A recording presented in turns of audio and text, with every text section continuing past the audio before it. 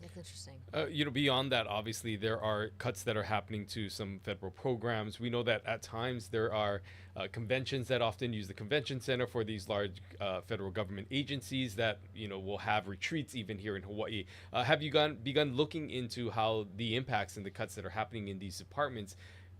Could we feel the effects here with our tourism industry and just these large bookings? Yeah, we're actually quite concerned, about the federal cuts and some of the other changes in programs. Early on, one of the programs that we were most concerned with was a summer hire program, but many of the national parks utilize summer hires, and that was one of the early programs to be cut. So we went and polled.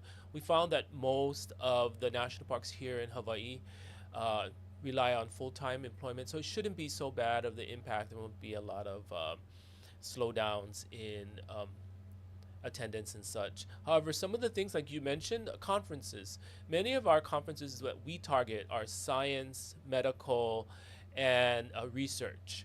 So many of the attendees are typically funded by federal grants.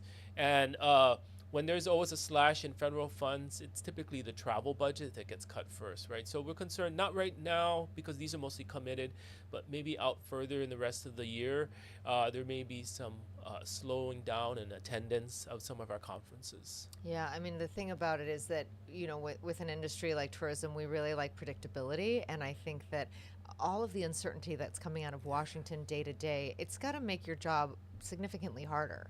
Yeah, we also are funded somewhat from an EDA grant. So there's money that's being put towards the Department of Land and Natural Resources to develop new recreational programs and trails, as well as we are developing other historic trails.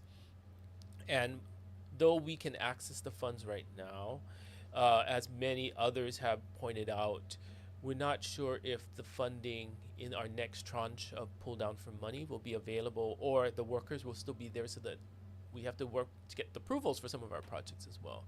Yeah, so we're very concerned with what's happening at the federal government. One of the things that we know is coming out is HTA is about to release their spring tourism update. Yes. What can you tell us about some of the findings and what we can expect to see from this report that's set to come out tomorrow, I believe, right? Yes, so tomorrow we're going to have our spring tourism update, kind of a conference seminar. And if anyone's interested, you can attend online, and I'll give you the information in a little bit.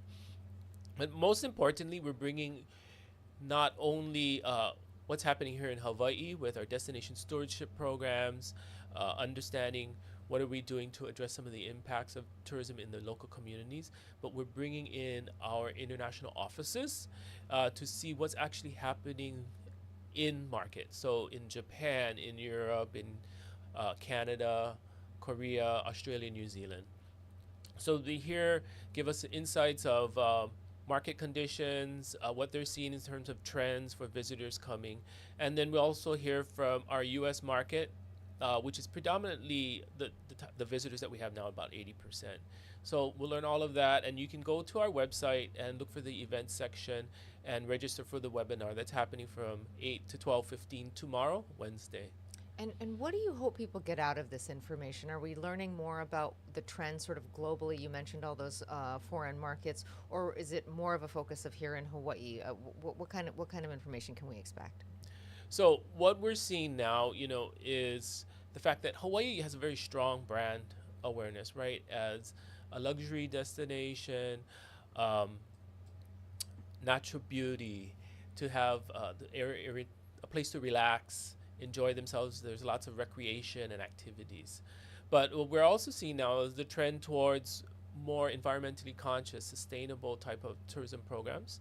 And it varies slightly between markets. So I'm sure many of the international markets will talk about their target segments, trying to work with their travel agents and wholesale tour operators to create these new products that they can offer to those looking for those the environmental products as well, to help us expand our brand and to remain competitive against other destinations.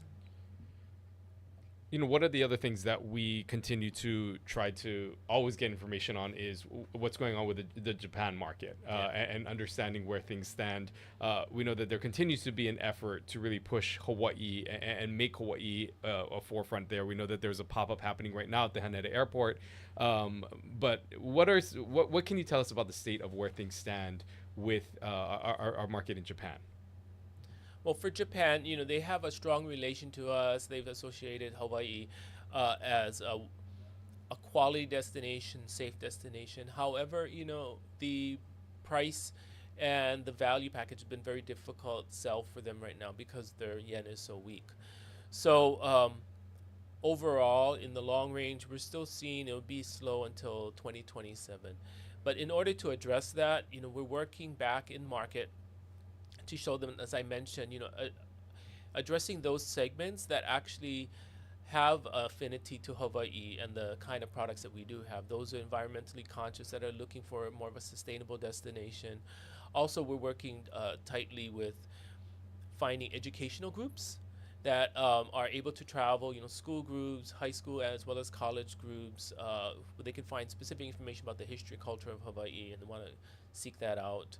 Also, those who may already have a strong relationship, say a timeshare, or have come often and have friends and family, or a new kind of Kama'aina program that's working out with them, to increase that relationship and to show that, if they are going to travel abroad this year, Yappari, that's one of our campaigns, is to come to Hawaii because you're going to get a quality experience and you have all the networks and the support systems here.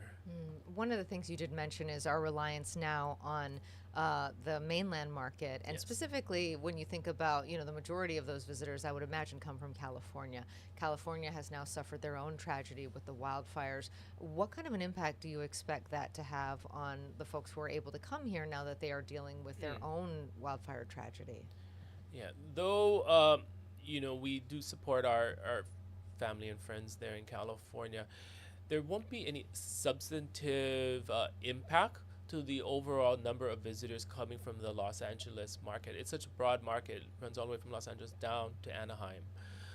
It is our largest market. However, the impacted areas and the residents of those areas makes up just a portion of the number of visitors that are coming out of California itself. And so that's why we're actually focusing on California for our continued recovery of the Maui efforts. We had last fall the fall activation in LA, and we're going to work with some of the funding that the governor has been releasing to continue to invigorate that market and stimulate them to come to Hawaii, show what's new, what's happening here, where they can visit, and that we still have a good value in terms of a destination. On the same end, of course, there was obviously the devastation what happened in Los Angeles, but Maui continues to recover from its own devastation with the wildfires in Lahaina. Given where we are at now, since that happened, and tourists returning to the island of Maui, what can you tell us about how the recovery efforts on the tourism side has been there? Are the numbers as you projected, and where do things stand with Maui specifically and their tourism numbers? So, we are seeing some good results here in the first part of the year, with some slight recovery, benefiting on many of the projects that we have been doing, such as the activation and other marketing campaigns that we've been doing to reach those potential visitors to come to Maui. However, we still see softening throughout the rest of the year of 2025 and into 2026, and so that's one reason why we have been trying to seek additional funding to continue those kind of campaigns and wholesaler co-op programs, activations, promotions in market to bring back to a level that we can see as sustainable. It's very difficult because, Lahaina itself, with it being gone, it does create that void.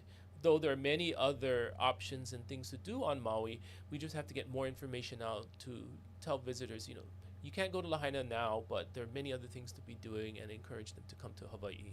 Yeah, and sharing that information is so important, and it speaks to a question that we're getting today from Sandy. And we always like to invite the audience. So thank you, Sandy, for writing in. Who says something that we have heard, and I would love to hear your counter to this. And Sandy's basically saying we don't need any more tourists. Everyone knows about Hawaii. Hawaii sells itself. We don't need to spend money to promote Hawaii. Why is tourism marketing a good investment, given that there is a lot of widespread understanding of Hawaii? Why, when you're making that pitch to the ledge and to skeptics like Sandy, what do you say to folks as to why this is a good investment? We have two parts to this response. First off is why we need to particularly work on supporting Maui. You know, the economist earlier in the year made a presentation and showed that so many residents of Maui had moved away to find additional work and jobs. The job counts are down, the businesses are closed, and that many of them are tied to the visitor industry. So, I mean, it was a predominant industry on the island, and so we need to support the people who are looking for work or who do work in that industry. You know, it's down about 8% overall just from last year still, and I think more like 23% pre-pandemic. So you see that impact to just the people who are working in the industry on Maui. So we do need to continue to do that marketing to encourage visitors to come to Maui. On the other hand, I talked about a strong brand of Hawaii as a destination, the Hawaiian Islands, right? But it can easily be eroded. We talked about that exchange rate issue. Okay, maybe it sets us up as a very luxury destination for most international, a high price, etc. So we limit the kind of visitors here, with the higher quality, high value visitors. But at some point, it becomes very difficult for maybe the mid market area mid market types of visitors to come, and we need to be out there frequently, reminding them that Hawaii has many of these options to come to visit. We have a variety of accommodations and products, and to feature some of our new businesses and what they're doing, right? Like you mentioned, getting the communications and seeing what they can do to come back the next time. It doesn't just flow on its own. Once we out of sight, out of mind. So if we're not there promoting Hawaii, they're not going to come to Hawaii. That's true, and it's shown in other destinations as well. When the marketing budget has been cut, there's just been a collapse of all businesses, not just the tourism businesses.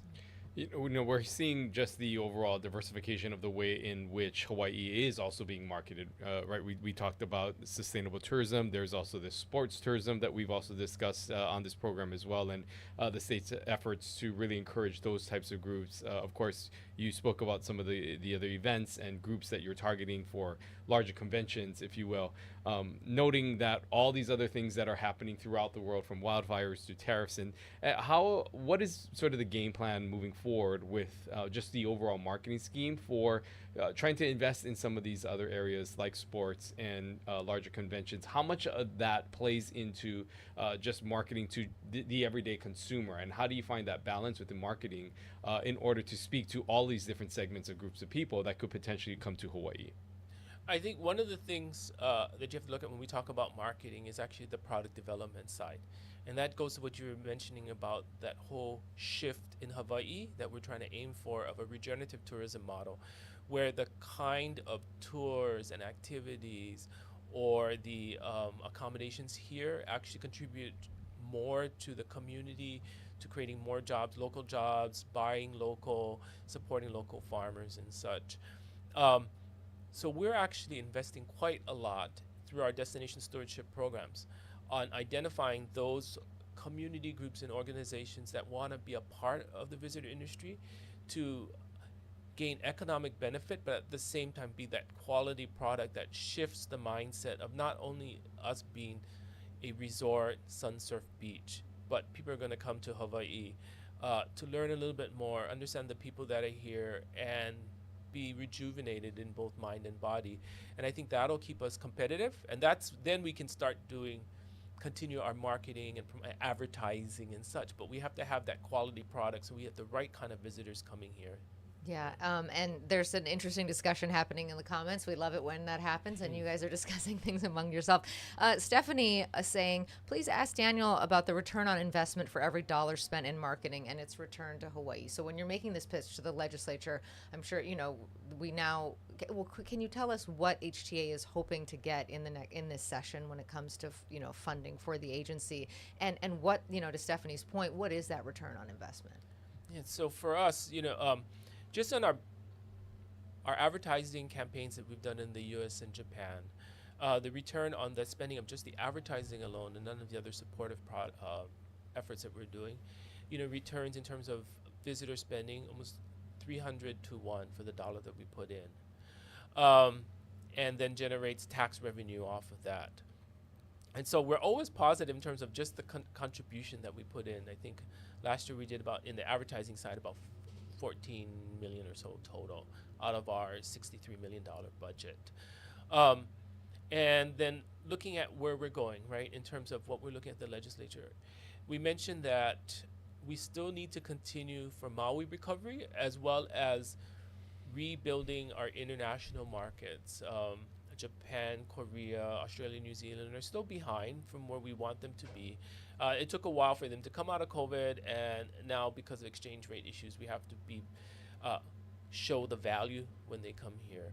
So we're asking for additional funding in marketing and branding to stabilize our U.S. and Canada market, as well as try to reinforce and build back the international markets, and that's a big push that we're asking for. And the governor heard that. Initially he approved in his administrative budget ask was a $70 million annual budget for the Hawaii Tourism Authority. And then recently he released a new memo to increase that recommendation up to $76 million, with those extra $6 million going towards marketing and branding efforts. One other thing that the governor has spoken on this program about and has really tried to make a claim for is this pre-clearance from Japan to help to make it easier for the Japanese visitor to arrive to the islands. How much of an impact do you think something like this would actually happen? And if you could just kind of go into details what that would look like for the experience, and how much of more of a value is that going to be, and how that could impact tourism for these visitors coming in from Japan? One of the things that we've heard going back and forth to visit in market in Japan, Korea, some of the other places, is that it's very difficult. It takes a long time to get into the United States. So with that relationship between Narita Airport and ourselves, to get a pre-clearance program, or Haneda Airport, it allows them to come straight in to Hawaii. Similar, like, I don't, if you've traveled from Canada to Hawaii, you don't have to go through customs and immigration when you land here. Everything's cleared back in Canada. So it's the same. You'd be cleared at the airport in Japan. A great convenience because of the airport in Honolulu is very limited in size in terms of that area. And if you've gone international, you're lucky that you're U.S. You can scoot right by, but you see all the people still in line. We've heard that as one of the major complaints about traveling abroad to the U.S. from Japan, particularly Hawaii, because it's very close. So it should be zoom in, and they're only going to stay for 4 days. They don't want to spend an extra 2 to 3 hours here. So, and then that pre-clearance, as well as now global entry. Japanese citizens are allowed to participate in the global entry program, so they're pre-certified and they can use a card and go in the same line with the U.S. visitors as well. U.S. residents returning as well. We know this is more Department of Agriculture than your department, but I'm curious to know how you're feeling about the digitization of that travel form for the ag form when we come into Hawaii, and what do you think that will do just to make it a more, an easier process to land in Hawaii and not have to turn in those paper forms and ask your neighbor for a pen, right? Yeah. That's so. We've been pushing to do a digitization of the form for many years. Not only the convenience from the visitor side and the residents and passengers, but also from our side as those who are looking for data. Because in digital form, we can add more questions or change questions out, in and out very easily. We don't have to print a million forms. I think it's 3 million a year that are collected. Kill so many trees along the way as well. But it's all benefits us. it's a very difficult situation to do, though. Remember when we did safe travels and coming in? That was pretty complex, and we ended up standing in line with a little QR code and scanning, and there was always somebody there, so that's more labor and such. So coming up with a different method that the airlines all agreed to, Department of Ag, and then from us on the tourism side coming to agreement and doing some test pilots. There started the testing right this month from March, the month of March, on some flights to see what happens and see how the affinity for it will be. Yeah, we'll see how things progress there. We know Yeah. that that always spurs on some conversation sometimes when you have to ask your neighbor for a pen, and it's starts a conversation with someone you don't know. Well, I hope all of you are filling out the form though on the Yeah. HTA side. Of course we are, Yeah, all the always. time. Well, I mean, that is interesting, though, that you do get to gather data and that you could, because they do ask, where are you staying? How long are you staying? What's the purpose of your visit? And the idea that you could adapt those questions and maybe use that data in real time, that could be quite beneficial. Yes, and it also ties in, that's the entry point for our data collection process. And then we also have, from that, we send surveys to people's home, online and email to fill out a more longer, complex survey. And there's also some people on an exit. You may see some people in a red vest getting surveyed taking surveys down at the gates too. So there's a complex system of data collection throughout. And if we can start digital, it'll make much easier going along the way. The other products we do. Well, you've now been in this interim role for over a year now, and as someone who's had to lead an organization that has made headlines both in the political world over what to do with this organization, how to fund it, and we've seen back and forth agreements with lawmakers and administrators within the cabinet. Where do you think things stand right now with the organization as a whole of Hawaii Tourism Authority, its relationship with lawmakers, which at times has been somewhat rocky? How would you describe the state of things right now with the organization and its relationship with members of the House and Senate? I think overall, HTA has been able to prove that we can get work done on a very effective, efficient, and working with the industry and the legislators. Doing the Maui recovery efforts, we were there on the ground every day, and then worked also when it came to following up on our Maui marketing plans and trying to get businesses back in line, making sure that visitors are there to support the local businesses so they can see the efforts of what a marketing organization can do. At the same time, we've worked with our communities and local areas. They recently gave us 5 destination managers that'll be on island representation of our office, and they see the dedication that we do have to supporting residents and understanding the benefits of tourism, but also making sure that tourism does not negatively impact them in their day-to-day lives. So I think we are working well, though there's always changes and room for improvement going forward. Yeah, one of the key things is that there was an active search for a new CEO. We did mention you're the interim CEO. Tell us about where the search stands now. We know there was some back and forth on the salary and how robust that should be. Yeah, so you may have noted in other news reports that one of the controversial issues was the high salary that was offered in the past to the CEO. And so recently there was a bill introduced to provide full Hawaii state employee benefits to the CEO. In the past, it was a contract position.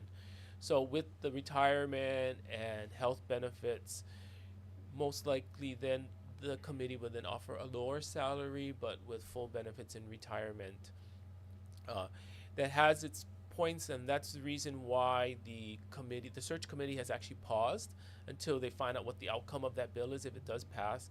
And then of course they would have to start all over because the original applicants were expecting a different salary and a different set of benefits and such. So we'll see how that works out. I'm not involved in that. We're not allowed as staff to be involved in that selection process. And as you know, there's pros and cons that we've heard through some of the discussion of the bills. Like, does that establish, something for a bureaucrat to just slip right in? Or maybe it allows for more open and transparent process. So we'll see how that pans out. With not only that, and I know that that particular bill, but I know you mentioned the governor's allocation of funds for HTA. Oh, is there anything else that you're really tracking this legislative session or advocating for that you believe would help the Hawaii tourism industry and are urging lawmakers to consider this session? Well, there's a couple things we talked about. First, uh, additional marketing funding to stabilize the U.S. and Canada, and then help rebuild our international markets.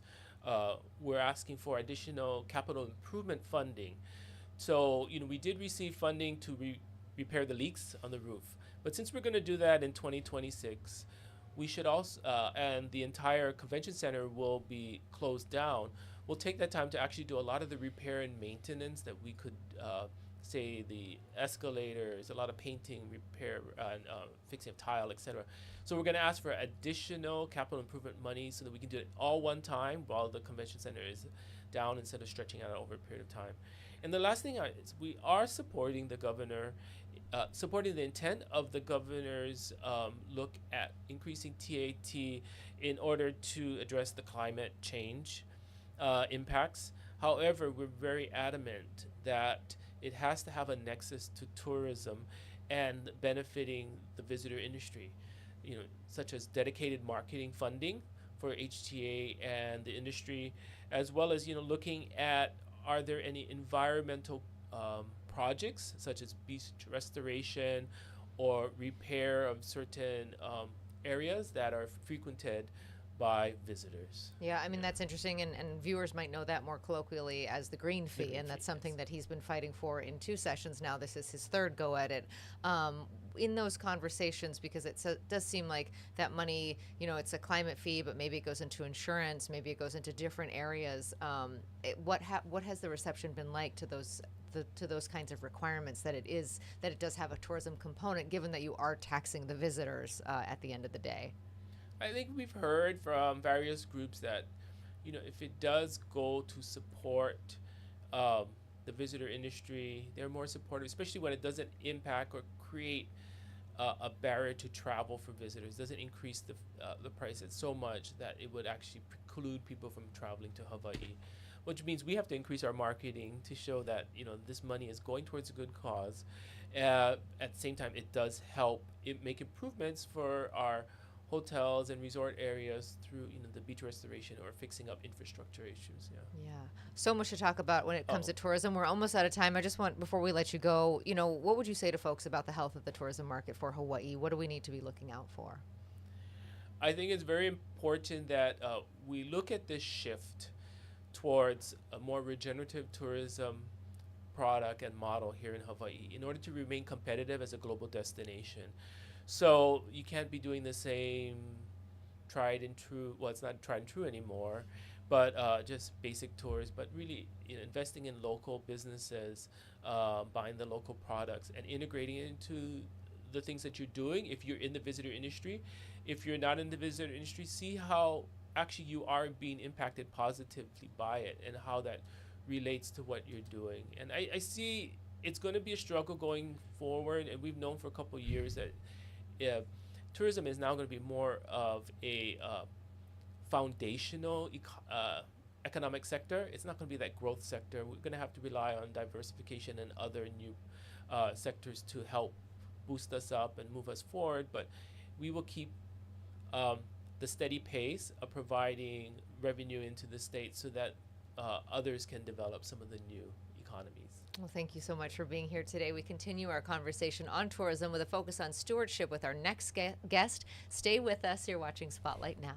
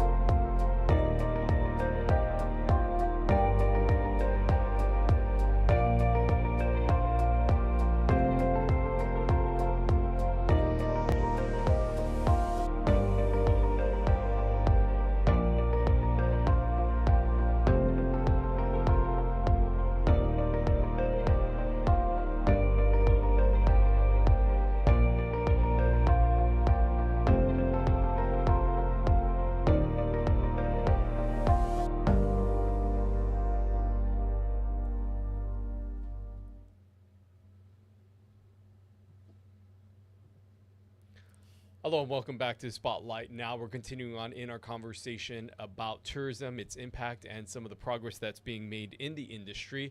Of course, we want to again encourage all of you to engage in the conversation. You can head over to Facebook and enter your comments and questions. And we are talking about stewardship now with Chief Stewardship Officer at the Hawaii Tourism Authority, Kalani Ka'anaana. Thank you for being here. Olive, for having me back. Always good to see you. I want to actually bring in a viewer question to kick us off. This one is coming from Carla. She says, can we start educating passengers about laws and protecting the wildlife they will encounter? Currently, we just scold visitors after they have an encounter. And I would imagine that this is reacting to a celebrity that recently posted a video of them touching a turtle. DLNR, of course, reacting to that and that video being taken down. But more broadly, where does that intervention start? Yeah, I'll start at its highest point. I think in our brand and how we tell our story, who tells our story, and what story we're telling in terms of our marketing and advertising, it really starts there. We try to build a culture of respect, of malama, of aloha, right? Because those are tenets and values that we live as Kama'aina. And so really, I think that's the first touch point in this conversation.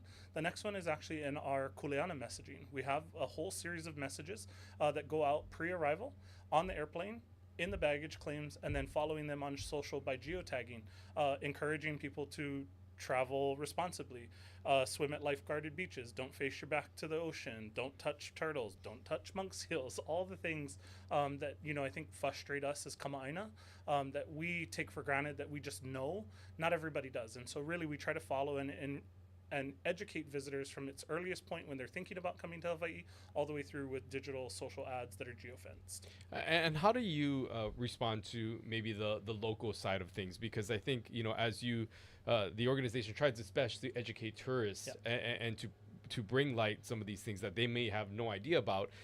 There are those local residents who continue to feel frustrated about these things, and it's really finding that balance. How do you spread that communication to local visitors, local residents, to be a part of that education piece as well? Well, I'm really grateful for an opportunity like this where I get to talk to residents directly about what we do. I think that's an important part of it. We do a lot of marketing and conversation with the visitor, but we need to do more of this with residents. And so I'm grateful for an opportunity like this. They can always visit our website, hawaiitourismauthority.org. We also have a YouTube channel. So if you want to see those videos that we have, you can see all of the videos there so you can see what we're telling them. I think at the end of the day, we feel the same frustration, but I would give it a little bit more nuance. I think for me, if you look at the volume of these bad actors, it's still relatively small. One time is too many. If you're breaking the law, you shouldn't break the law. But I also don't want people to perceive that this is such a pervasive problem, because it's not. Yeah, and that's a really good point. I'm looking at the comments saying tourists don't respect the Aina, and I would think that for the most part, they do. The vast majority do. And you will always have some bad actors that will do dumb things that are not of what I think are in alignment with what we hold true as values for Hawaii. But at the end of the day, I still think that proportion is still really small compared to the 9.6 or 9.7 million visitors who visit the Hawaiian Islands annually. A big part of your role is helping to not only educate, these visitors as we're talking about, but also integration of Hawaiian culture, language into just the overall guest experience. And we are seeing, again, tying it to what's happening on a national level, some of the cuts that are being made to programs and departments that really help to advocate for that through these cuts in DEI. We've heard from former Congressman Kai Kahele, who's now at OHA, who said that he's concerned over what type of cuts this could have on the perpetuation of the Hawaiian language. As an organization that's trying to do more of that, how do you feel that these types of decisions in Washington, D.C. could impact the things that you folks are trying to do at HTA? Yeah, I'm not, I haven't given much thought to how those federal impacts might affect us directly at HTA. But what I want to start by saying, I think, is first that I'm really proud of the legacy of people like Kili'i Wilson, who was the former director of Hawaiian Cultural Affairs at HTA, that laid an incredible foundation for me to come in 2016 as the new director of Hawaiian Cultural Affairs at the time, that really, I think, have imbued us with a way of thinking about our work. How do we distinguish ourselves as a visitor destination? It comes back to us as Hawaiian Hawaiians. And so our Olelo Hawaii is something that I think is the bedrock of our cultural worldview, and it needs to be in everything that we do. And it's not because it needs to be separate and different or better. It's just, it is what it is. Hawaii is the home of Hawaiians. And so Olelo Hawaii is our language too. Let's talk about some of the things that you're doing there. The community tourism collaboratives. Yeah. What are these programs? Tell us a little bit about who's going through them and what kind of results you're seeing. Yeah, so Daniel teed it up perfectly in his segment earlier. I think for us, we want to re-envision how we do tourism in the islands. And if we're going to change the way that we do tourism, then we have to be practical about it. And so we recognized in our conversations with community and nonprofit leaders and tourism businesses who wanted to do new tours and experiences and activities that they wanted to do something different, but they didn't have the capacity or the technical knowledge of how to go about it. And so really we kind of went back to square one and said, well, how can we support them? And actually our next guest, Caroline Anderson, was really instrumental in building the vision for these community tourism collaboratives, and then they were implemented by Kilohana and the team over at Solutions Pacific. So Becky Soon, Kanoi, and Brandon in particular, I want to mahalo them for their work on this. They built these cohorts, and they're really like an accelerator model.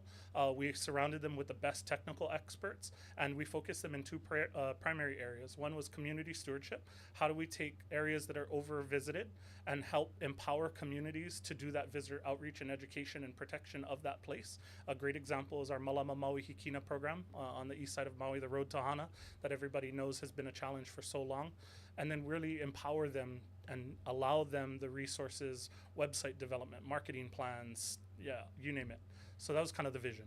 Wow. And maybe if you can share what you want the vision to be long term, and where things stand now, because this is something that is new and it's coming to be.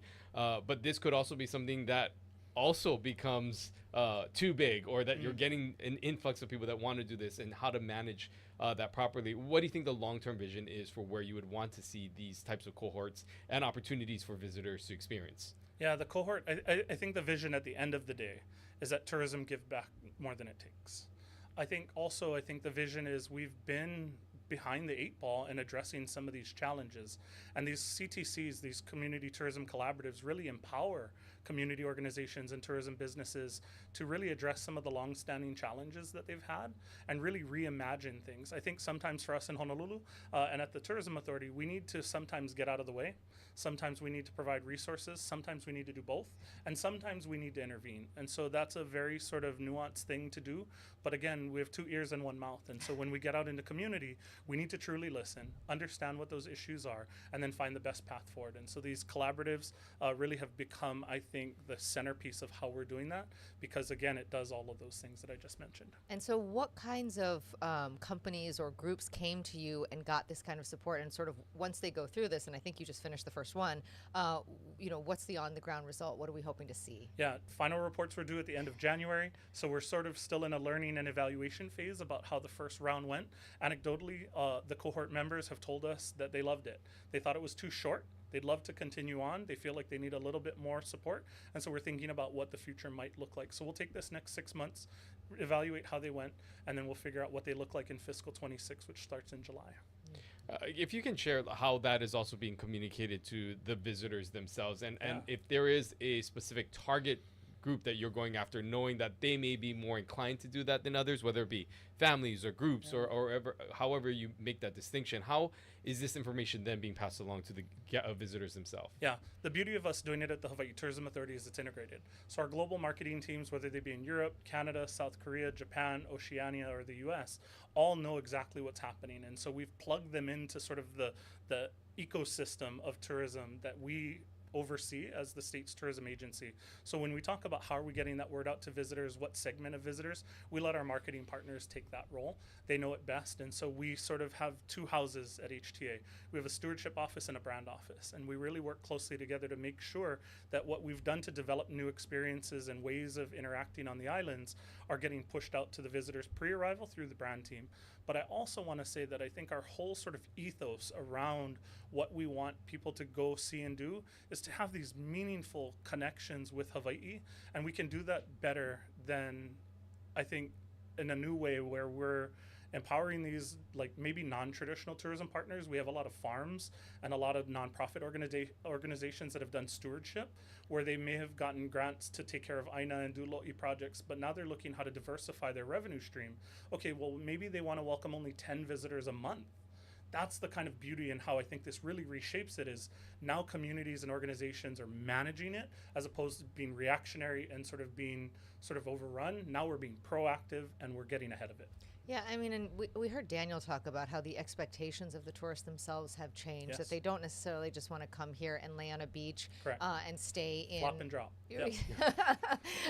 That's a great way to put it, that they don't necessarily want to do that, that a farm tour or an experience in culture, in community is more appealing. Talk about a little bit about that, and what are some of the experiences, like when we think about what a vacation to Hawaii could look like for these I don't know, I wouldn't call them non-traditional, but tourists with higher expectations or different expectations. Walk us through what a vacation looks like. Yeah, I think what one of our strengths as a destination is the diversity of opportunities. So I don't want to take away from flop and drop. Some people would love to just come to the Mauna Kea, be in the bungalow, and never see the world. They don't have their phone out, and they love that, and we love that for them.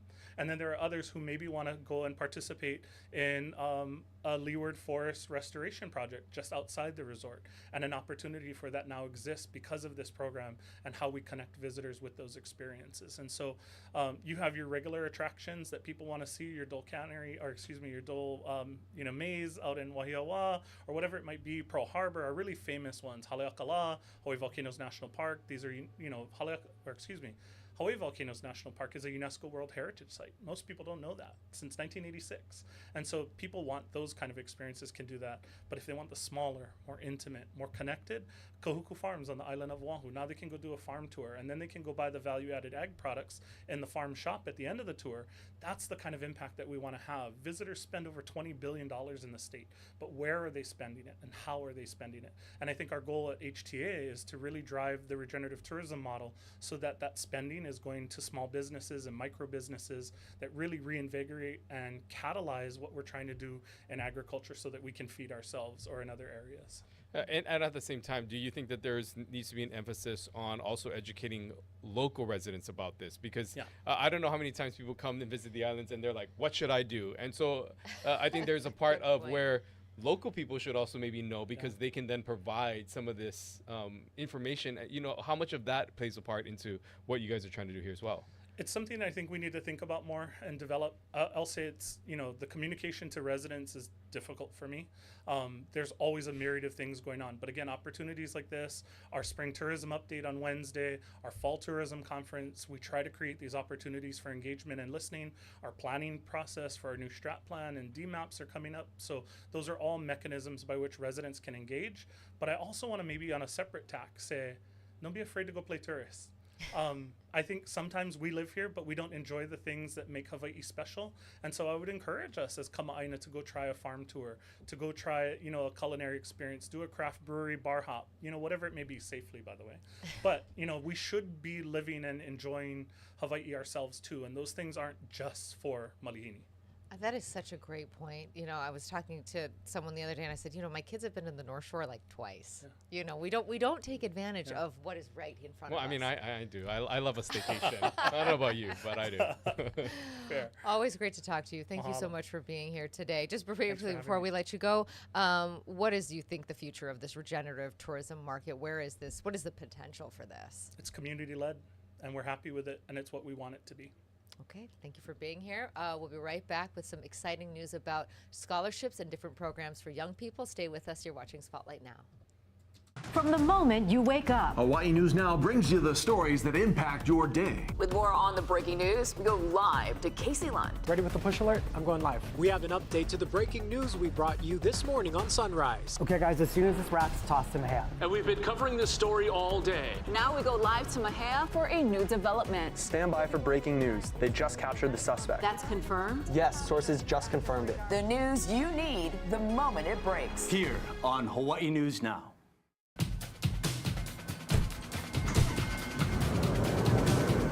First alert traffic is like always having a helpful passenger right next to you. There's a crash up ahead in the left lane. When we see a backup, we'll tell you live on TV. That doesn't look too good. And send an alert to your phone. I'll type, you drive. First alert traffic on TV, streaming, and on the Hawaii News Now app. Keeping you and your ohana safe. Spotlight Now with Yunji Denise and Wright Kalei Suchi. Connecting you with newsmakers from throughout our islands. Going in depth with Hawaii's leaders. And taking your questions live. Spotlight Now, where Hawaii comes to talk.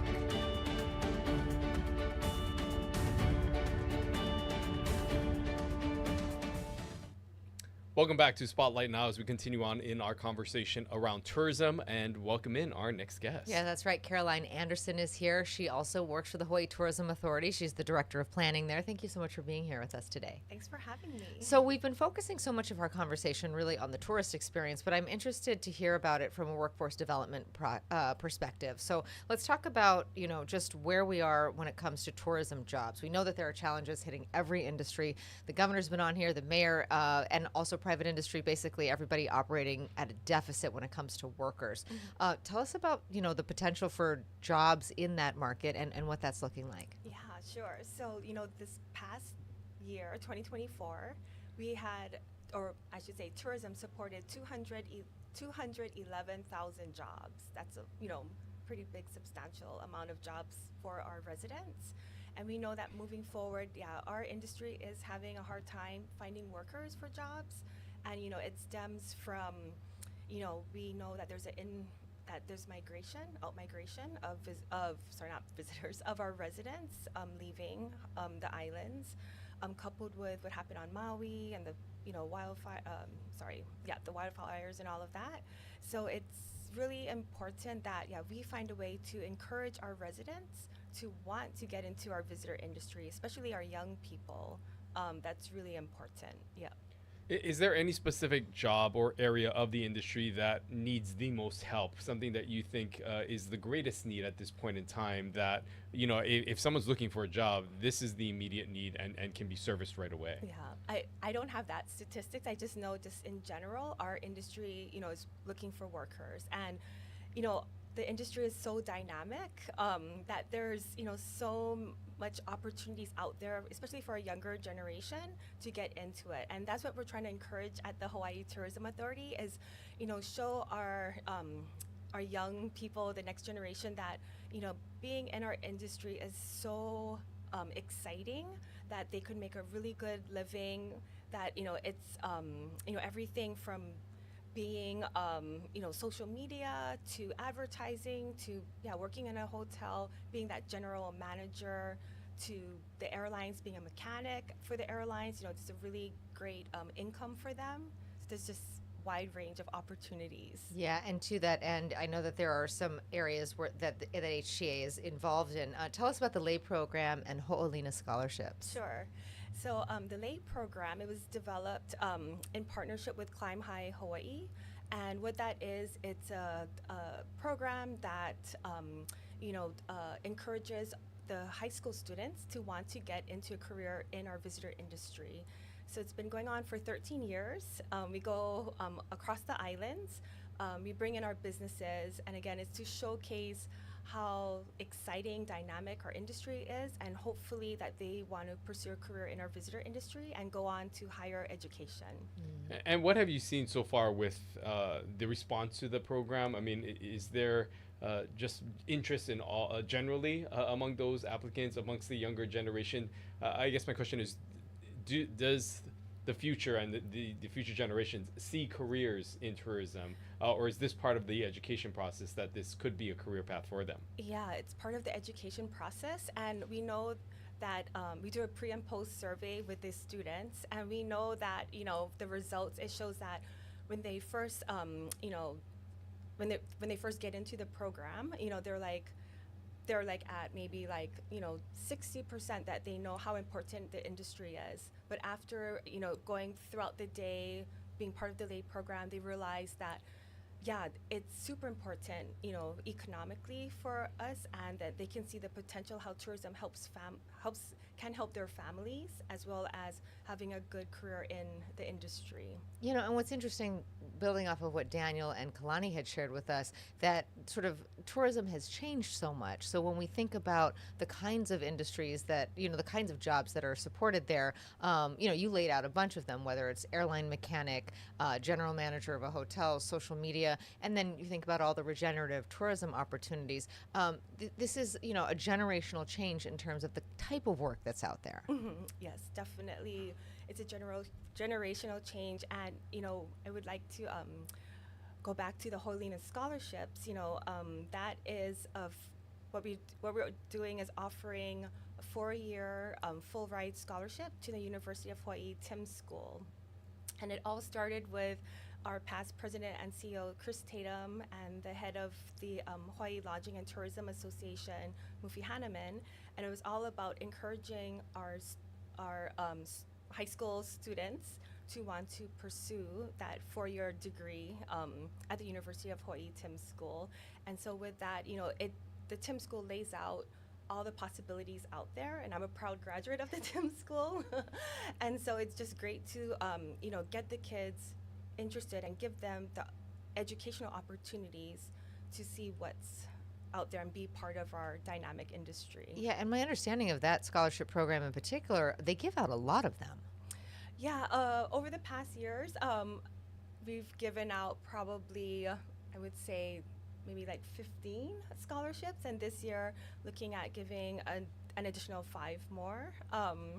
Yeah, and then just have to thank our legislature for giving us the funding, and especially Senator Dela Cruz, who heads up the Ways and Means Committee. Yeah, without that type of funding and that support for us, then we wouldn't be able to help the next generation of kids. As someone who's, you mentioned, graduate of Tim School, to see where it is now, I think that is a good barometer of also to see the overall interest in where career paths lie, and what the general interest is amongst the next generations of people who are looking to get in this industry. Have you seen through the Tim School and involvement of these types of scholarships, the growth of the school, the college, and how things might be different from then to what it is now? Yeah, definitely. Like when I was going to school back then, we didn't have that type of opportunities, and I believe now definitely the kids, they're awesome. Like it's great to afford them these types of scholarships, and with the Tim School, again going on the track of regenerative tourism, sustainable tourism, I feel that the school is also moving in that direction of thinking about what is next for Hawaii and Hawaii's tourism. Yeah, and before we let you go, what would you say to a young person who may be curious about this career path but doesn't really know where to start? Yeah, I would say, just be curious, find out everything there is about our industry. It's, again, so dynamic, so many opportunities from traveling to learning life skills, and the opportunities to continue on your path forward in getting promoted and so forth. It's definitely a really great career choice. Well, I hear your enthusiasm. Thank you for sharing it with us today. Caroline Anderson, thanks for being here. We'll be right back. Stay with us. You're watching Spotlight Now.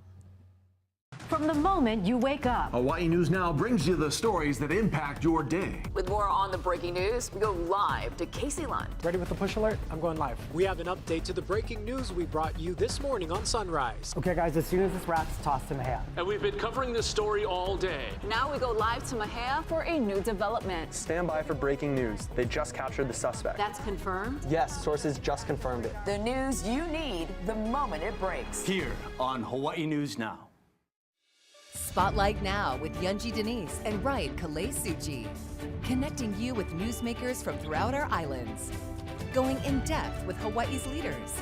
And taking your questions live. Spotlight Now, where Hawaii comes to talk. Well, always great getting an update on the tourism industry, the state's largest economic driver, and seeing how things are panning out, especially with what's happening in Washington, D.C., and how tourism officials are preparing for potential impacts that could be felt here at home. And it does feel like every day we get new updates out of Washington. Our guest next week will definitely have something to say about that. Governor Josh Green joins us next week. Let's hear how he thinks things are going in Washington. Until then, we leave you with this shot of beautiful Hilo Bay. And we'll see you next Tuesday right here on Spotlight Now.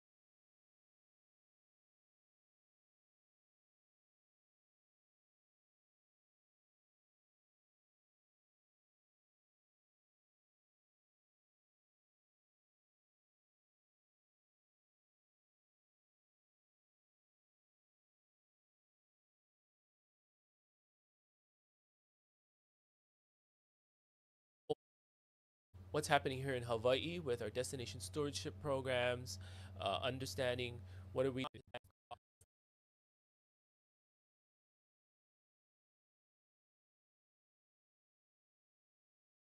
Like to fully disclose who sponsors this program. and that was one of the early programs to be cut. So we went and polled. We found that most of the national parks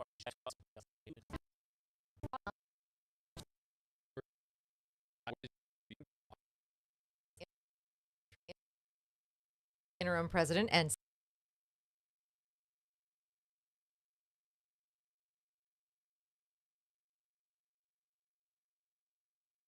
CEO of the Hawaii Tourism Authority, Daniel Naho. major cities on the U.S. continent. That's interesting. Beyond that, obviously, there are you to be involved in the conversation. You can head over to Facebook and enter your comments into the section. Overnight announcing increased tariffs with Canada, China. What impact, we'll talk about the federal government sort of more broadly, but let's start with those tariffs and any concerns you might have for direct impacts for our tourism market. Due to the tariffs, and I know the Prime Minister was encouraging stay in Canada.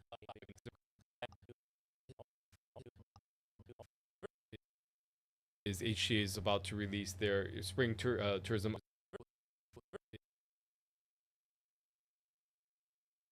HTA is about to release their. People get out of this information. Are we?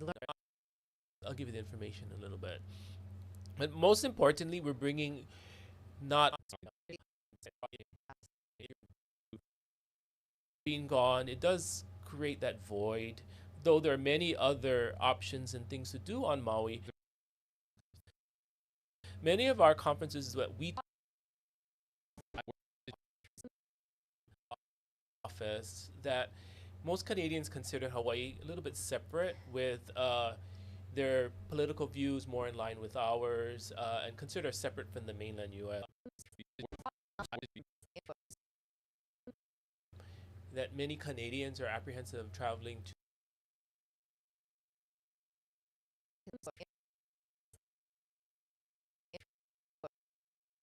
Ryan sort of teed up for us today, and that is the Trump administration making some big news overnight, announcing increased tariffs with Canada, China.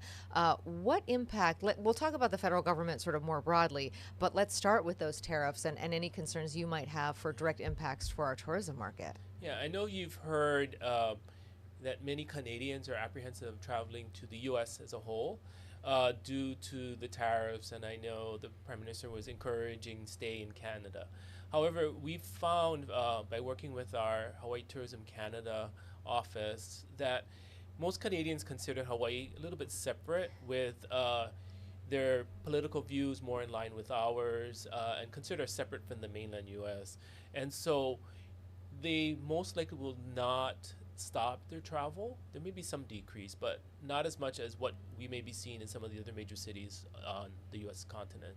That's interesting. Beyond that, obviously, there are cuts that are happening to some federal programs. We know that at times there are conventions that often use the convention center for these large federal government agencies that, will have retreats even here in Hawaii. Concerned with was a summer hire program, but many of the national parks utilize summer hires, and that was one of the early programs to be cut. So we went and polled. We found that most of the national parks here in Hawaii rely on full-time employment, so it shouldn't be so bad of the impact. There won't be a lot of slowdowns in attendance and such. However, some of the things like you mentioned, conferences. Many of our conferences that we target are science, medical, in attendance and such. However, some of the things like you mentioned, conferences.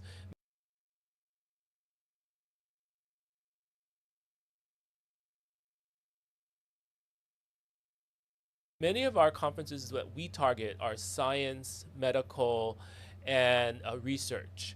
So many of the attendees are typically funded by federal grants. And when there's always a slash in federal funds, it's typically the travel budget that gets cut first, right? So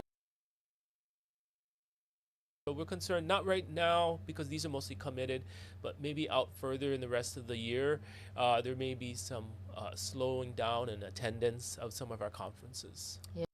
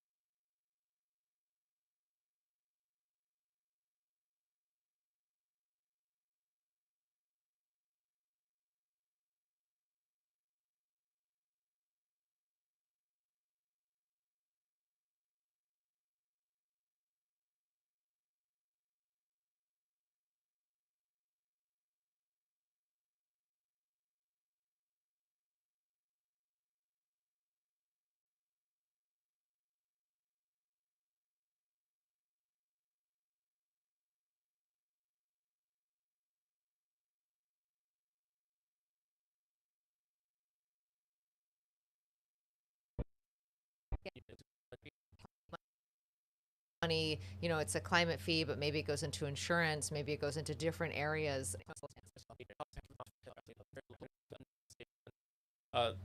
Additional marketing funding to stabilize the U.S. and Canada and then help rebuild our international markets. We're asking for additional capital improvement funding. So, we did receive funding to repair the leaks on the roof. But since we're going to do that in 2026, we should also actually do a lot of the repair and maintenance that we could say the escalate. And the last thing is we are supporting the governor, supporting the intent of the governor's look at increasing TAT in order to address the climate change impacts. However, we're very adamant that it has to have a nexus to tourism and benefiting the visitor industry, such as dedicated marketing funding for HTA and the industry, as well as looking at are there any environmental projects such as beach restoration or repair of certain areas that are frequented by visitors. Yeah, I mean, that's we are supporting the governor, supporting the intent of the governor's look at increasing TAT in order to address the climate change impacts. However, we're very adamant that it has to have a nexus to impacts. However, we're